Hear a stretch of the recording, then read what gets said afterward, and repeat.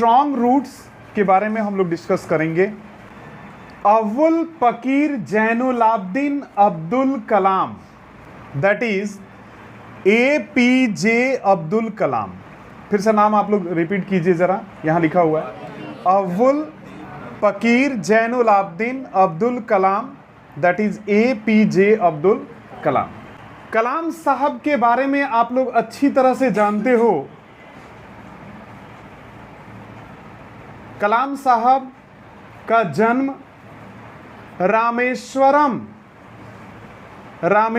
में 15 अक्टूबर 1931 को हुआ था और वहीं रामेश्वरम में ही इनका प्राइमरी स्टेज का जो पढ़ाई लिखाई होता है वहाँ पर उन्होंने माने आसपास के स्कूलों से उन्होंने पढ़ाई लिखाई किया, जस्ट बिकॉज कि वो एक मिडिल क्लास फैमिली से बिलोंग करते थे, लाइक ऑल ऑफ अस। जैसे हम लोग हैं तो हम ही लोगों की तरह वह भी एक मिडिल क्लास फैमिली से बिलोंग करते थे। उसके बाद जो बोर्ड एग्ज़ाम्स होते हैं, एंट्रेंस एग्ज़ाम्स होता है, उसको पास करके वो आगे सेंट जोसेफ्स कॉलेज में गए। उसके बाद फिर वो एंट्रेंस एग्ज़ाम दिए, फिर वो मद्रास इंस्टीट्यूट ऑफ टेक्नोलॉजी में फर्दर स्टडी उन्होंने किया, आगे का जो पढ़ाई होता है। और हायर स्टडी के बाद finally he become chief scientist, जिनको हम लोग नॉर्मली क्या भाषा में साइंटिस्ट थे, वैज्ञानिक थे, ऐसा हम लोग बोलते। DRDO और इसरो में उन्होंने काम किया, बीइंग ए साइंटिस्ट।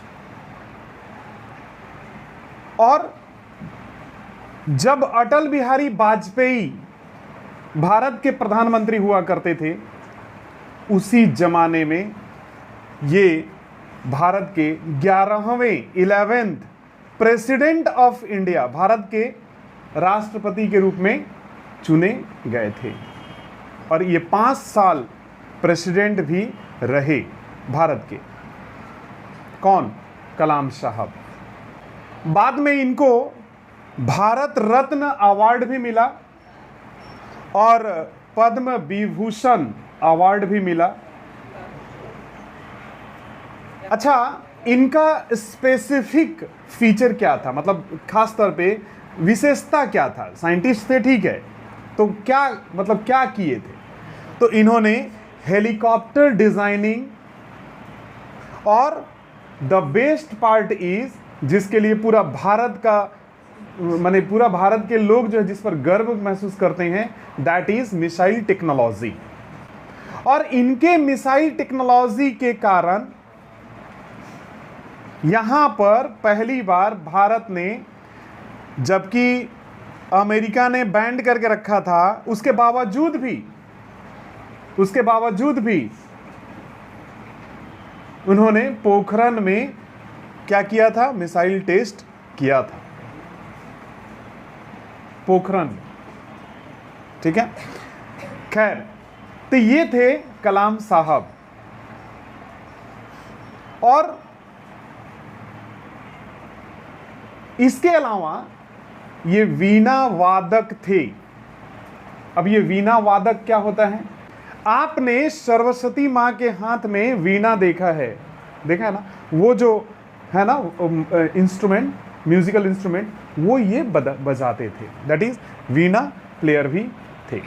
और अब उतना बड़ा नहीं, लेकिन हाँ एक इंस्ट्रूमेंटल म्यूजिकल इंस्ट्रूमेंट। और ये लो प्राइज्ड हर्ट स्टेन का भी आविष्कार किए थे, लो प्राइज्ड हर्ट स्टेन का, जिसको हम लोग कलाम राजू स्टेन के नाम से भी जानते हैं, ठीक है। बट मैंने जो बोला आप लोगों को कि पूरा भारतवर्ष जो है, पूरा भारतवर्ष किस लिए जानता है? सिर्फ मिसाइल के नाम पर, कि इन्होंने मिसाइल टेस्ट किया था। हम लोगों को तो बस उसी में मजा आता है ना, बम फटना चाहिए, आवाज होना चाहिए, इसी के लिए हम लोग इंटरेस्टेड होते हैं, है ना। तो ये, जबकि इतने क्वालिटीज उनके अंदर में था, किन के अंदर में? तो इस चैप्टर के राइटर अव्वुल पकीर जैनुलाब्दीन अब्दुल कलाम के बारे में मैंने अभी अभी बताया है ये सब। और बाद के जीवन में जब वो प्रेसिडेंटशिप से मतलब रिजाइन किए, मतलब वहाँ से जब हटे, तो उसके बाद हर एक साइंस या रिसर्च कोई भी सेमिनार होता था वहाँ पर कलाम साहब जाया करते थे। उनको चीफ गेस्ट के रूप में इनवाइट किया जाता था, वहाँ पर वो स्पीच देते थे लोगों को। न्यू जितने भी साइंटिस्ट या जितने भी साइंस से मतलब एडवांस स्टडी करने वाले थे, उनको ये जा करके इनकरेज किया करते थे। बट अनफॉर्चुनेटली, दुर्भाग्यवश, शिलोंग में वो एक सेमिनार अटेंड कर रहे थे और उसी समय दिल का दौरा पड़ा और बेचारे 27 जुलाई 2015 में वो उनका डेथ हो जाता है। किनका? एपीजे अब्दुल कलाम का। तो मैं जो कह रहा था, मिडिल क्लास फैमिली से बिलोंग करते थे, और जब हम लोग इस चैप्टर को पढ़ेंगे जो कि एक ऑटोबायोग्राफी है, ये पूरा चैप्टर जो है ना एक ऑटोबायोग्राफी है। एक्चुअली उन्होंने एक बुक लिखा है, वो बुक का नाम है विंग्स ऑफ फायर, जो कि अपने आप में एक ऑटोबायोग्राफी है। सेल्फ है ना, खुद के जीवनी के बारे में जब आप लिखते हो उसी को ऑटोबायोग्राफी कहा जाता है, खुद के बारे में। और उसी विंग्स ऑफ फायर नाम की किताब से आपका ये chapter, that is strong roots chapter जो है लिया गया है। कौन सा किताब? विंग्स ऑफ फायर, याद रहेगा। और ये बोर्ड पर जो मैंने लिख रखा है, आप लोग बाद में चल के लास्ट में उतार लीजिएगा, जब समय देंगे जरूर उतार लीजिएगा। ओके, तो राइटर बताते हैं अपने बारे में, शुरुआत करते हैं कि I was born into a middle class Tamil family. मेरा जन्म तमिल फैमिली में हुआ। आप ना इस चीज को जरा याद रखिएगा हमेशा।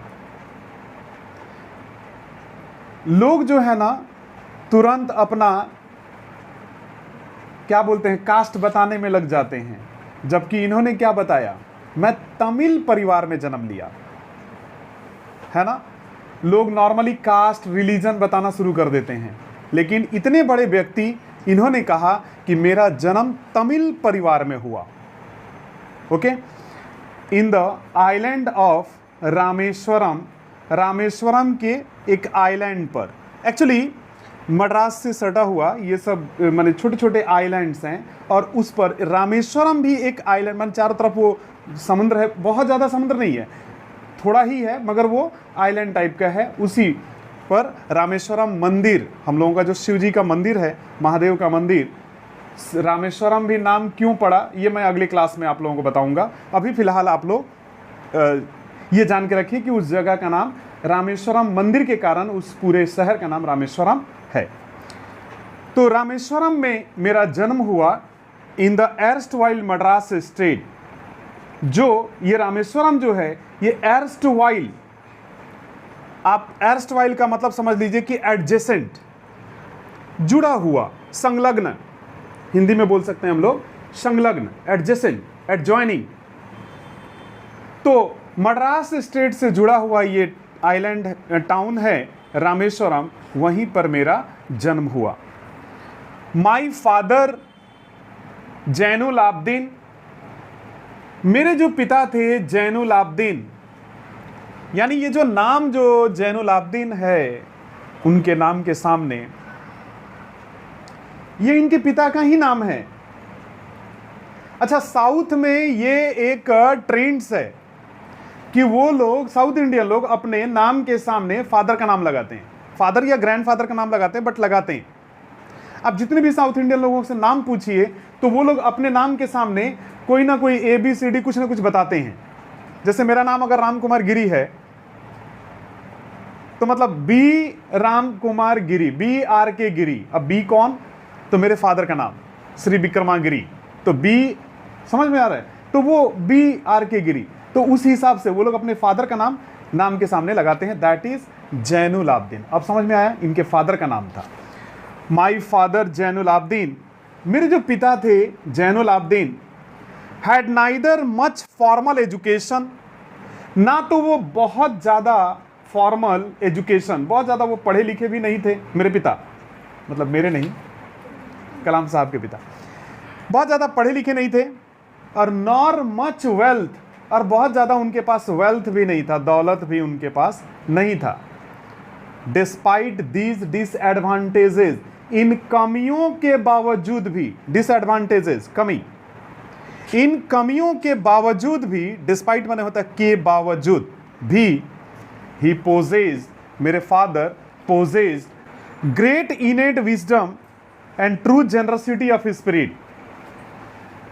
इन कमियों के बावजूद भी वो बहुत ज़्यादा विजडम, यानी कि उनके अंदर में बुद्धिमानी बहुत ज़्यादा था, यानी कि वो विद्वान थे एक तरह से, समझो तो पढ़े लिखे नहीं थे, बहुत ज़्यादा पढ़े लिखे नहीं थे, बहुत ज़्यादा दौलत नहीं था, उसके बावजूद भी देखो हर जगह जरूरी नहीं है कि पढ़ाई लिखाई होगा तभी विद्वान होंगे, नहीं, या बुद्धिमान होंगे, नहीं, पढ़े लिखे लोग बेवकूफियत करते रहते हैं। आप सोचो, रहीम, कबीर, कालिदास, ये लोग किसी यूनिवर्सिटी में पढ़ने नहीं गए थे, हाँ या ना? पहले बताओ, ये किसी यूनिवर्सिटी में नहीं पढ़ते थे, मगर हर यूनिवर्सिटी उनके बारे में पढ़ता है, हाँ या ना? हर यूनिवर्सिटी उनके बारे में पढ़ता है। तो जरूरी नहीं है, अक्लमंद होने के लिए जरूरी नहीं है कि आपको एजुकेशन ही जरूरी है, नहीं, वो एक इनबिल्ट होता है, वो एक अलग, ऐसे लोग एक अलग किस्म के होते ही।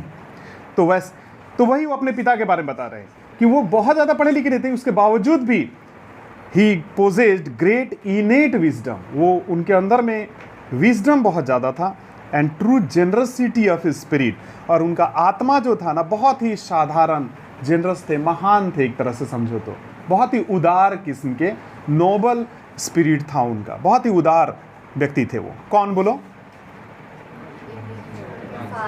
कलाम साहब के father, that is Zainul Abdeen. Okay, he had an ideal helpmate in my mother Ashiamma. अच्छा, उनको मेरी जो माँ थी वो बहुत ज़्यादा हेल्पमेट थी, मददगार। हेल्पमेट कहने का मतलब मददगार, असिस्ट करने वाली, बहुत अच्छा मतलब उनको हर तरह से उनको वो मदद करती थी। नाम था आशिया अम्मा। ये सब अंडरलाइन करते चलोगे, ये सब ऑल्टरनेटिव में आएगा, एमसीक्यू बेस्ड में क्वेश्चन में ये सब आएगा। तो आशिया अम्मा, माँ का नाम क्या था?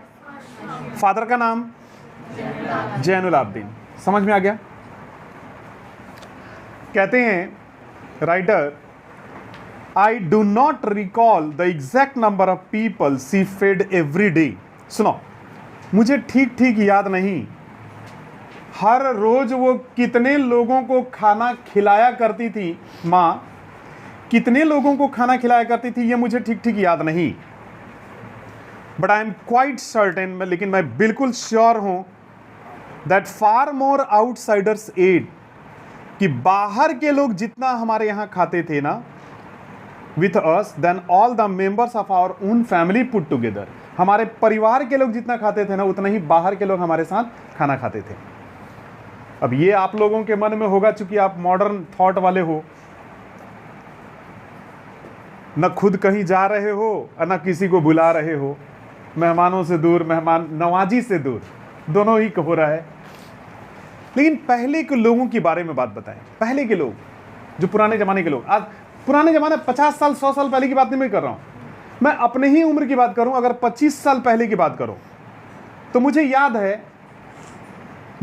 है जो माँ है ना, हमारे बाबूजी या दादाजी जो भी लोग थे, या दादी जो भी हुआ करते थे लोग, आप सोचो घर में जब खाना बनता था ना, गांव की बात बता रहा हूं, घर में जब खाना बनता था ना तो वो लोग अपने तरफ से, उनको पता होता था कि किसके घर में खाना नहीं बना होगा या किसके घर में चूल्हा नहीं जला होगा, उनको पता है।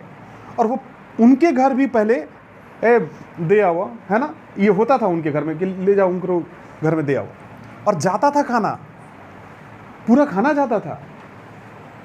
या नहीं तो कोई अगर आ गया, अच्छा द्वार पर कोई आ गया, नीरज, अगर द्वार पे कोई आ गया बिना खाए हुए तो जाने नहीं देंगे, है ना। अगर सुबह में आ गया तो नाश्ता कीजिए, दोपहर में कोई आ गया तो खाना खाइए। ऐसा नहीं कि मतलब चाय, गरम चाय पिया करके मुंह देख रहे हैं कभी उठ के जाइए, हाँ, ये आज का दशा है। ऐसा नहीं, पहले ये नहीं था, पहले ये माहौल नहीं था। पहले था कि खिलाना पिलाना, मैंने अपने घर का लोग तो खाते ही थे, बाहर वाले भी हमारे साथ खाया करते थे, यही उन्होंने कहा है। My parents were widely regarded as an ideal couple. मेरे जो पेरेंट्स थे ना, समाज में मेरे पेरेंट्स, मेरे माता पिता, were regarded as an ideal couple, एक आदर्श पति पत्नी के रूप में जाने जाते थे। मतलब एक बहुत अच्छे पति पत्नी के रूप में वो जाने जाते थे। एक ऐसे व्यक्ति जो कि समाज के बारे में भी सोचता है अपने साथ साथ, इस तरीके के लोग के रूप में वो जाने जाते थे। My mother's lineage. अच्छा, लाइनेज, आप लाइनेज को ऐसा समझ सकते हो, पुश्तैनी, पुश्त या जेनरेशन, या आप कह सकते हैं पूर्वज, जेनरेशन। तो मेरे जो माई मदर्स लाइनेज, मेरी जो माँ का जो लाइनेज था ना, मेरी माँ का जो पूर्वज थे, वॉज द मोर डिस्टिंग्विश्ड। वो लोग ना बहुत ज़्यादा रईस टाइप के थे, डिस्टिंग्विश्ड, बहुत ही फेमस, बहुत ही रईस, पैसे वाले, बहुत ज़्यादा।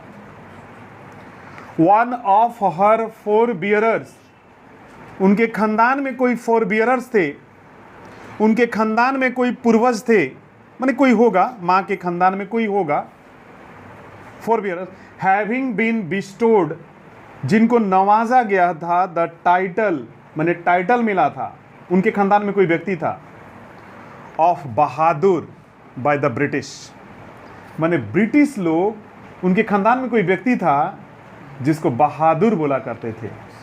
किनके खानदान के बताओ? माँ, आशिया अम्मा के खानदान में, है ना। मतलब इनके ननिहाल में कोई व्यक्ति थे जिनको ब्रिटिश वाले लोग क्या कहा करते थे?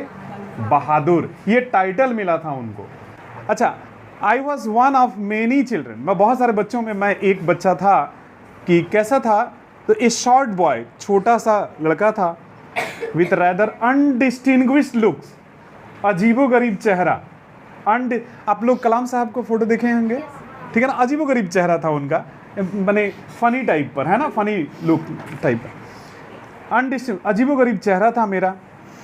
लेकिन देखो वो कितना प्राउड फील करते हैं, कहते हैं बॉर्न, मेरा जन्म हुआ था two tall and handsome parents. मेरे जो पेरेंट्स थे ना, they were tall and handsome, tall and handsome parents के घर मेरा जन्म हुआ था, भले ही मैं अजीबोगरीब था। We lived in our ancestral house, हम लोग अपने पुश्तैनी मकान में रहा करते थे। एंसेस्ट्रल हाउस, पुश्तैनी, गांव में अभी भी जाकर देखो, बाप दादाओं का बनाया हुआ घर है, लोग उसी में रह रहे हैं अभी भी, है ना। तो उसी को एंसेस्ट्रल हाउस, पूर्वजों का बनाया हुआ, which was built in the middle of the 19th century, जो कि 19वीं सदी के मिडिल में बना था। वो घर उनका कब का बना हुआ था बताओ? 19th सेंचुरी के मिडिल में। मिडिल समझ रहे हैं? 1840 से लेकर के 1860 कहा जाएगा, उसके बीच का, राइट। तभी तो मिडिल होगा, या तो 1850 हो जाए, 55 हो जाए, 45 हो जाए, 65, इसी के, तो इस वही। तो middle of the 19th century, 19th century के मिडिल में मेरा घर बना हुआ था मेरे पूर्वजों के द्वारा। इट वॉज फेयरली लार्ज पक्का हाउस, ये एक बड़ा पक्के का मकान था। कैसा मकान था बोलो? पक्के का मकान था उस जमाने में। Made of lime stone and brick, और वो क्या चीज़ से बना हुआ था?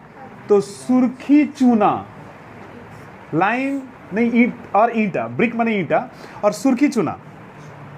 अब पता नहीं तुम लोग देखे हो कि नहीं, पुराने बिल्डिंग को जाके देखो, पुराना बिल्डिंग वो हवेली टाइप का होता है जो पुराना पुराना, देखो कि ईंटा रहेगा, बीच में सुर्खी चूना टाइप का लाल लाल लाल लाल टाइप का रहता है, उस टाइप का था। अरे हम लोगों का घर, गांव का घर आज भी जाओगे ना तो हमारा जो मकान है, भले आज हम लोग ऊपर से सीमेंट बालू मार दिए हैं, लेकिन अंदर जो मटेरियल है पता है क्या है? माटी। वो पहले वाला ईंटा के बीच में माटी से वो लोग गथनी किए हुए हैं लोग, और ऊपर से खाली सीमेंटेड मारा हुआ है, तो पता नहीं चलता है।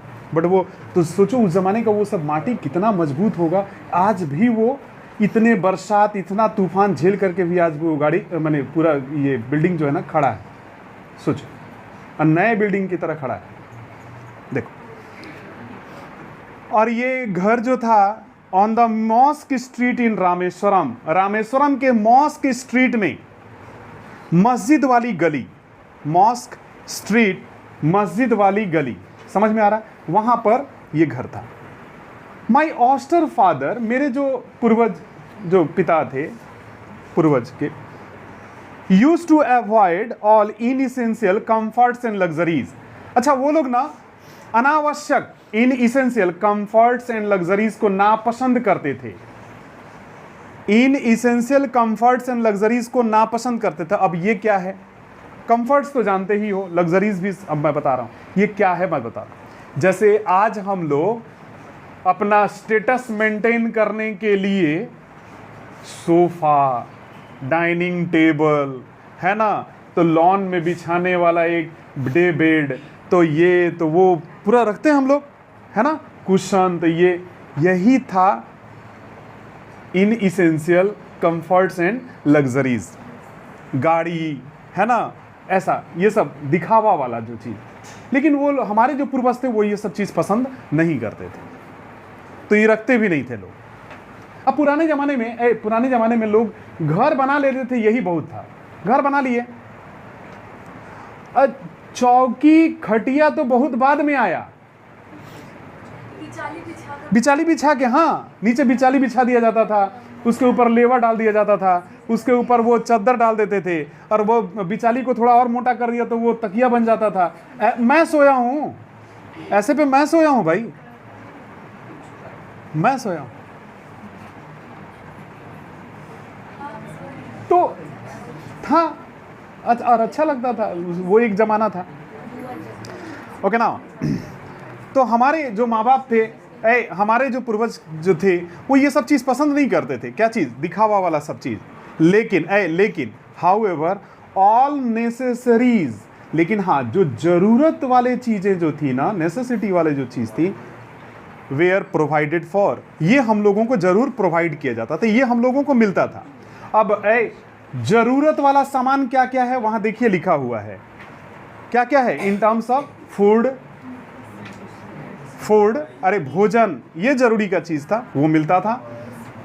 मेडिसिन, दवाई, अगर कोई बीमार हुआ तो दवाई मिलता था। क्लोथिंग, कपड़े, ये सब जरूरी था, तो ये मिलता था। In fact I would say mine was very secure childhood, materially and emotionally. बल्कि मैं तो कहूँगा मेरा जो बचपन था बहुत ही सुरक्षित था, सेफ था, सिक्योर था। मैटेरियली भौतिक तरीके से भी, और इमोशनली संवेदनशील तरीके से भी बहुत ही हम लोग माने सुरक्षित थे। हम लोगों को जो चीज़ चाहिए उतना मिल जाता था, ठीक है। हाँ, दिखावा नहीं था, और दिखावा वाला सामान हमारे पास नहीं होता था, मगर जो चाहिए एक आम इंसान को जितना चाहिए वो हम लोगों को मिलता था। कलाम साहब इतने सिंपल, इतने साधारण। देखिए, ये सब सीखने की बारी है आपको भी, कि आप भूले नहीं। लोगों को बोला जाता है ना कि मतलब थोड़े से पैसा हो जाता है ना, लोगों के पास थोड़ा सा पैसा हो जाता है तो दिखावा शुरू हो जाता है, हम लोगों का दिखावा शुरू हो जाता था। घमंड, हाँ, घमंड पहले दिखने लगेगा, और वो ऐसे बिहेव करेंगे जैसे उनके साथ कभी हुआ ही नहीं था। वो लोग तो एकदम सोने का चम्मच लेकर के खा रहे थे, ऐसा दिखा ना। जबकि ये उसके बावजूद भी क्या लिखते हैं, देखो खाना पीना के बारे में क्या लिखते हैं। बचपन में I normally ate with my mother, मैं अपनी माँ के साथ खाना खाता था।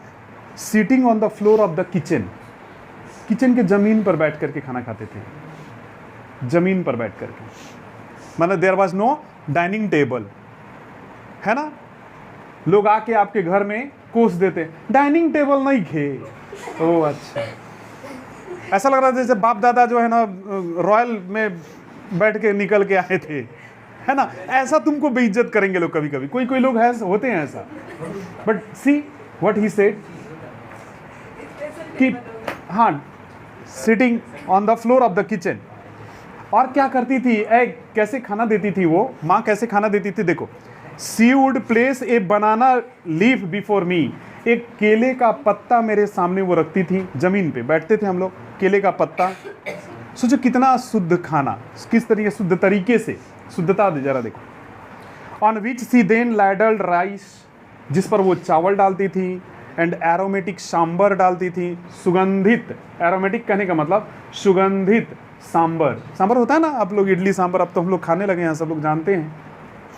सांबर डालती थी चावल में, और ए variety of sharp home made pickle, घर का विभिन्न प्रकार का बना हुआ आचार, तेज आचार, तेज आचार, शार्प पिकल कहने का मतलब तेज आचार। तेज आचार समझ रहे हो ना, मैंने जीभ पे डालते ही एकदम नस नस गनगना जाए, उस टाइप का एकदम।